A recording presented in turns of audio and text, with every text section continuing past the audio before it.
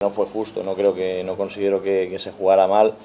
Y en el segundo tiempo hay que destacar la rebeldía del equipo, que no en ningún momento se entregó, salió convencido de que le íbamos a dar vuelta al resultado y bueno, fruto de eso llegaron los goles, creo que para las ocasiones que tuvimos resultado apretado.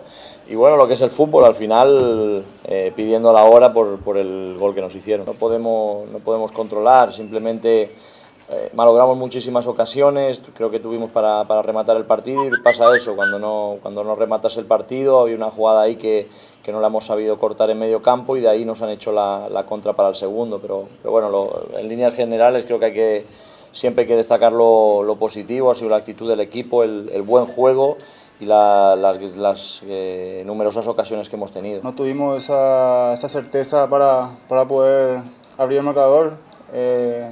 Como te digo, ellos tuvieron esa ocasión para abrir el marcador. Nosotros, después en el segundo tiempo, hablamos bien para salir con todo porque esta clase de partido no teníamos que perder.